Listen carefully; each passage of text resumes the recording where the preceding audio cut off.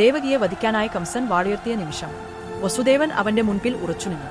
ശാന്തമായെങ്കിലും അചഞ്ചലമായ സ്വരത്തിൽ വസുദേവൻ പറഞ്ഞു, പരാക്രമം സ്ത്രീകളിലല്ല വേണ്ടത്. അവൻ തുടർന്നു, നീ കേട്ടത് ആശരീരിയാണ്. ദേവകിയുടെ 8ാമത്തെ സന്താനം നിനക്ക് അന്ത്യം വരുത്തും എന്നല്ലാതെ ദേവകിയെയോ അവളുടെ ഗർഭത്തെയോ വധിക്കണമെന്നല്ല. അവൻ കംസനെ നേർക്കുനോക്കി ഉറപ്പോടെ പറഞ്ഞു, ആ 8ാമത്തെ കുഞ്ഞിനെ, അതെ, ആ കുഞ്ഞിനെ നിനക്കു ഞങ്ങൾ തന്നെ എത്തിക്കും. പക്ഷേ ദേവകിയെ വിടുക. ഒരു നിമിഷം കംസന്റെ മുഖത്ത് ചിന്ത പടർന്നു വന്നു. പക്ഷേ അത് ദയയിലേക്കല്ല, ഭയത്തിലേക്കായിരുന്നു. അവൻ കടുപ്പത്തോടെ മറുപടി പറഞ്ഞു, ഒരേയൊരു കുഞ്ഞിൽ ഞാൻ വിശ്വസിക്കില്ല. ദേവകിയിൽ ജനിക്കുന്ന എല്ലാ കുട്ടികളും എന്റെ കൈകളിൽ എത്തണം.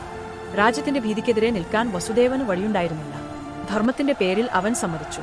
അവൾക്ക് ജനിക്കുന്ന ഓരോ കുഞ്ഞിനെയും നിന്റെ മുൻപിൽ ഞാനെത്തിക്കും. എങ്കിലും കംസന്റെ ഭയം അപ്പോഴും ശമിച്ചില്ല.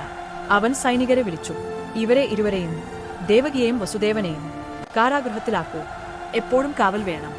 ഇങ്ങനെ രാജകീയ വിവാഹകോശം അവസാനിച്ചത് ഇരുമ്പുകതകുകൾ അടയുന്ന ശബ്ദത്തോടെയായിരുന്നു.